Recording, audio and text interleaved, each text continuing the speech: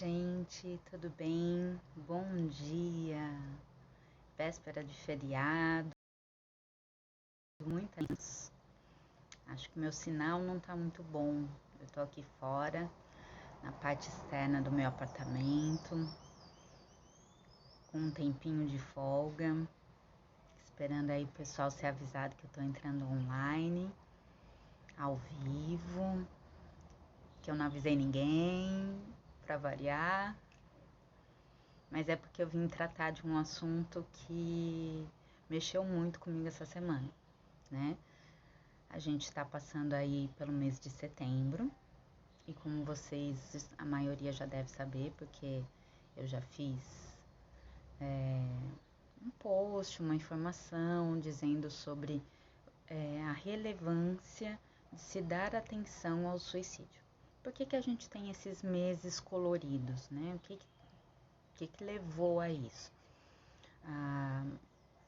O Outubro Rosa, acredito que tenha sido o primeiro, é porque desencadeou um grande número de pessoas, de mulheres com câncer de mama. Então, criou-se esse projeto do câncer de mama para que as mulheres voltassem a atenção para isso e fizessem o autoexame. Então, o Outubro Rosa, né, do câncer de mama. O Novembro é azul, é do câncer de próstata, que é uma coisa que, assim, ainda o pessoal se fala pouco, mas deveria se dar uma atenção maior. Porque o homem, naturalmente, culturalmente, né? Não é que seja natural, é normal para nossa cultura o homem não gostar de fazer esse exame médico, que é fundamental para verificação do câncer de próstata. Porque não é muito agradável, eles acham que isso vai ferir o ego deles. Então, de uma forma geral, o homem já não procura se cuidar. Então, primeiro veio o rosa, agora o azul, e nós temos também agora o amarelo, que é o mês em que estamos, mês de setembro. Esperando o pessoal chegar, mas vou continuar falando, porque eu vou gravar esse vídeo, vou tentar, né? Porque eu e a tecnologia e eu não temos assim muita simpatia, mas devido à relevância, à importância do que eu vou falar hoje, eu vou começar a tentar gravar o máximo possível dessas explicações. Então vamos lá. Setembro Amarelo. Essa semana em especial, com pacientes no consultório e atendimento online, eu tenho feito mais essa pergunta, né? Na constelação familiar, que eu já aplico em todos os meus atendimentos, é muito claro quando existe esse sentimento de suicídio. Então, o assunto hoje é Setembro Amarelo, suicídio. Caiu? Voltou? Então travou ali um pouquinho, acho que não perdemos nada. Então, falando sobre o suicídio, do que se trata? Por que precisou de um mês, de uma cor para isso ser lembrado? Porque nas mídias sociais, isso é visto como se você tocar no assunto pode desencadear o acontecimento. Nada a ver, gente. Então, mitos e verdades. Eu coloquei um post lá no Instagram falando sobre os mitos e verdades com relação a quem pensa se matar. E o que acontece com essa dinâmica? Sistemicamente, o que é isso? Então, quando eu vejo isso é trazido para mim em terapia, a primeira coisa que eu olho é o meio em que essa pessoa está inserida, né? Não, quando um indivíduo tem pensamentos suicidas, não é só ele que tem, né? É algo dentro da família. Oi, gente. Colibri, espaço terapêutico, deixa eu acenar para você. Muito bem-vinda. Obrigada pela participação. Então, vamos lá. O que está acontecendo no sistema familiar que leva um indivíduo a pensar a se matar? Por que pensarmos no Setembro Amarelo? Então, fazendo a constelação familiar e já nas primeiras informações que a gente pega do paciente, a gente já percebe algumas disposições. Normalmente está um pouco atrelado à depressão, à bipolaridade, né? Oscilação entre depressão e picos de euforia. Mas o que realmente aconteceu? Qual é o fundo em que a gente vai buscar? O que está acontecendo com esse indivíduo nessa família? Então, primeira coisa, histórico da família. Algumas pessoas, familiares, antigamente, ou até ramificações, lembra que o seu sistema não é só você e a sua família atual, você tem que verificar também os seus antepassados. Existem histórias escondidas ou muitos relatos de suicídio antes, ou grandes tragédias. Isso já é um bom indício para você que está passando por um momento e pensa assim, não, eu vou me matar. Então, por que isso faz influência? Por que isso influencia uma pessoa a querer chegar a se matar? O antepassado dele já ter cometido suicídio. Eu já fiz aqui uma live com a Silvana, nutricionista, a gente falando de epigenética, né? Então, assim, o que tem a ver, o que a gente traz nos nossos genes, do que os nossos antepassados fizeram. Tem a ver com a metilação da leitura genética de cada um. Eu não vou entrar nesse assunto agora porque é muito extenso, é complicado se explicar, mas assim, nós carregamos no nosso corpo o que os nossos ancestrais fizeram. Então, se nós temos dinâmicas já parecidas com isso vocês vão perceber. É muito fácil, né? Porque nós repetimos o sistema. Porque onde aprendemos a ser quem somos? Na nossa família. E aonde nossos pais aprenderam a ser quem eles são? Na família deles. E isso sucessivamente. Então, tem pessoas me procurando também para saber o que fazer com pessoas que estão pedindo ajuda. Pedindo ajuda é muito bom, tá? Então, primeira coisa que você precisa saber de um indivíduo que está ligando para você ou falando para você que ele está pensando em se matar, ele está pensando mesmo, tá? Não é aquela história de que cão que late não morde. Não, aqui não se aplica. Quando a pessoa realmente chega a pronunciar para alguém que está pensando em se matar, ela já está pensando em se matar há muito mais tempo do que esse momento que ela falou. Isso não é de agora, isso vem da infância. Porque o que aconteceu na infância? Na maior parte das pessoas que têm esse sentimento, o indivíduo ele é um filho parental. Nós chamamos de filho parental na visão sistêmica quando a pessoa vira projeto do pai e da mãe. Ou seja, ele não teve liberdade durante a sua formação na fase de molde, da fase intrauterina, até os 5, 7 anos mais ou menos. Ele não teve a liberdade de ser quem ele é, né? Não teve um reconhecimento, não teve um fortalecimento de ser, né? Faltou uma parte importante de autoestima, de segurança, de ida para o mundo, de função paterna e função materna em ordem.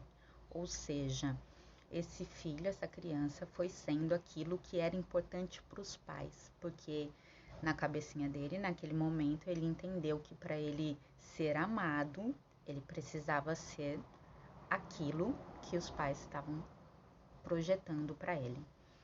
Olá, Marisa Freire, muito bem-vinda, muito obrigada pela participação.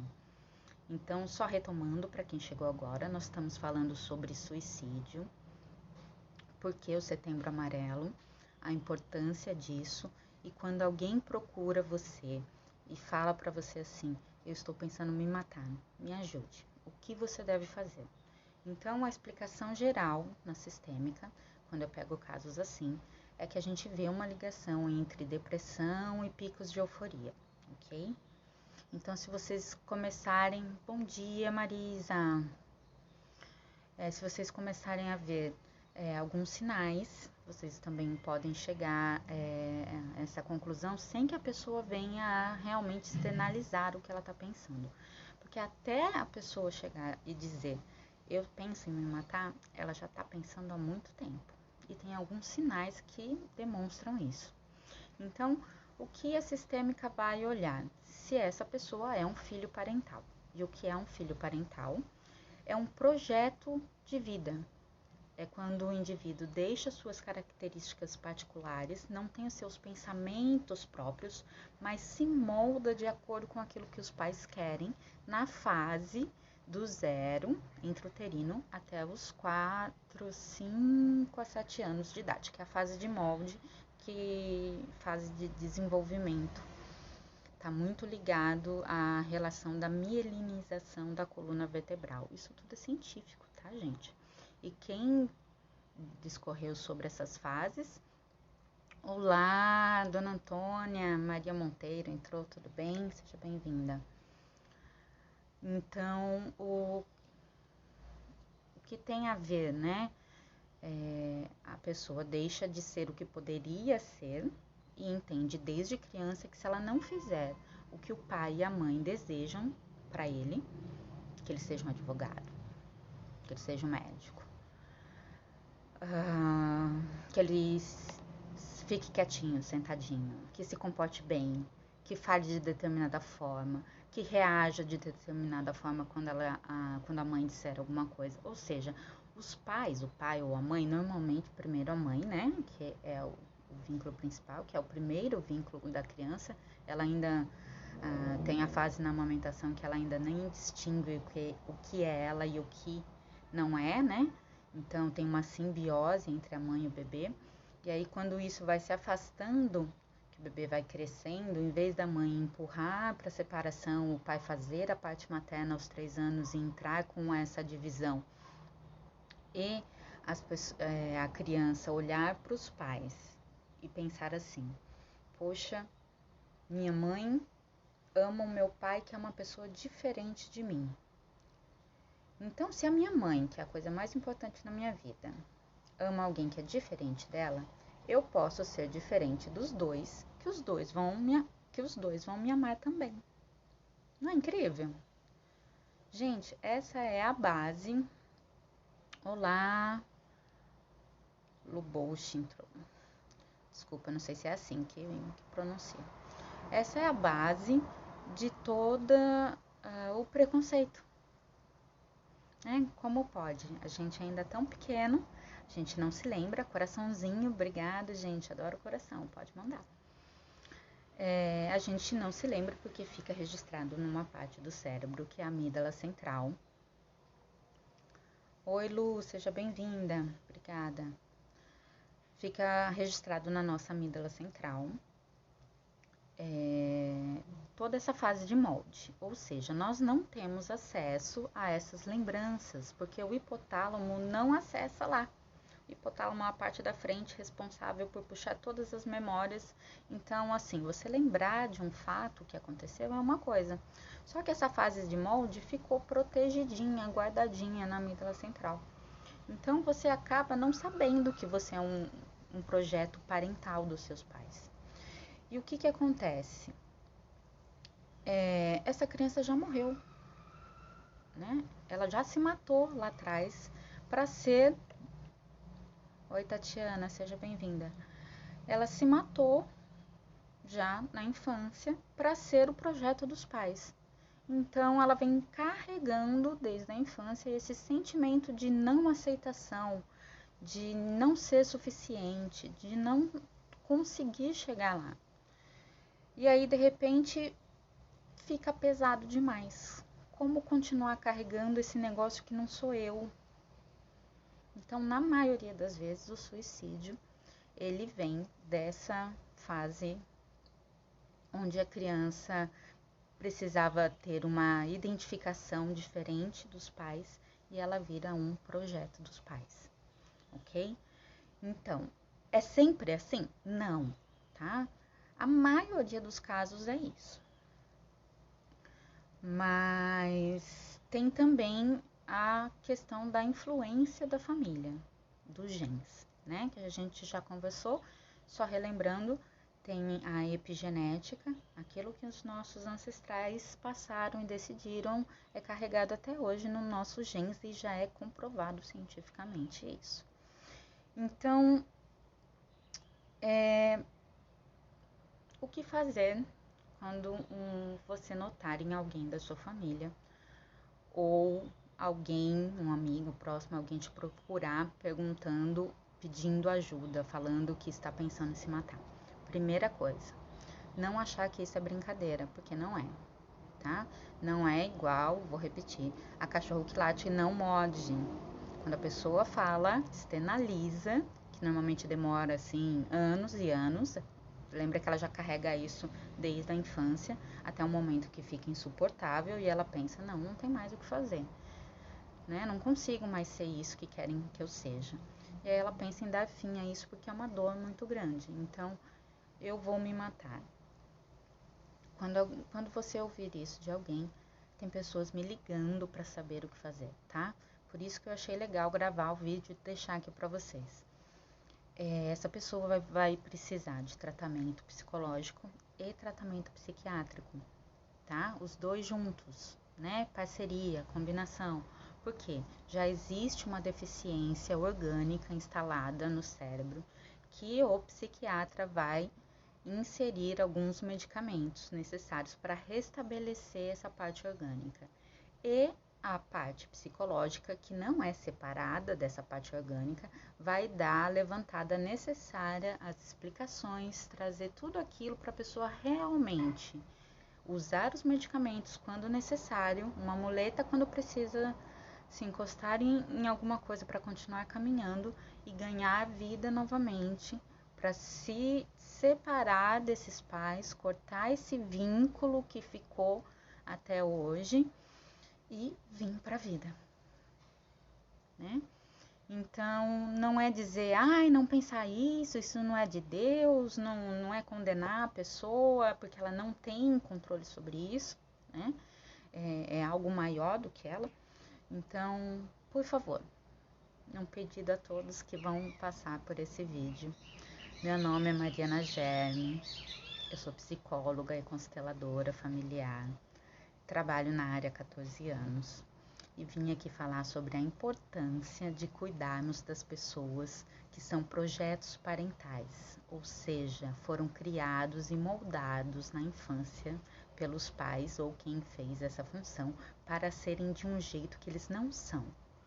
Até que chega um momento que a carga fica muito grande e eles chegam a externalizar ou mostrar alguns indícios de depressão, pico de euforia, afastamento da sociedade, e mais alguns sintomas que levam a esse afastamento.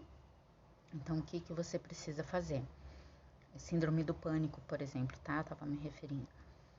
Você precisa pegar essa pessoa, acolhê-la com carinho e dizer que acredita nela e que o caminho é terapia e psiquiatra, tá bom? Isso não é coisa pra doido. A gente vive numa sociedade que sabe que isso acontece. No Brasil isso é muito comum, porque existe uma idealização da maternagem, né? Onde a mãe é a rainha perfeita, maravilhosa, e a gente, filho, tem que fazer tudo por ela.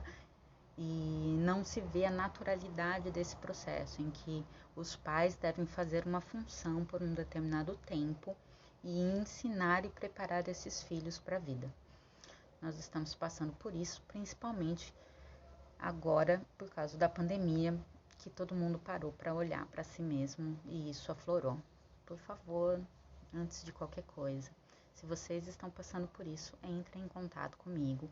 Se vocês não puderem fazer um atendimento online comigo ou um atendimento presencial para quem está aqui em Santos, eu vou encaminhar vocês para que isso seja feito o mais rápido possível, ok? Muito obrigada, gente. Se ficou alguma pergunta, se vocês quiserem conversar um pouco mais, quiserem bater um papo ao vivo pessoal comigo, pode me chamar no WhatsApp. Se eu não puder atender, se eu já estiver em atendimento, a gente marca um horáriozinho. Não deixem isso passar. Isso é muito importante, tá bom? Fiquem com Deus e muito obrigada pela atenção.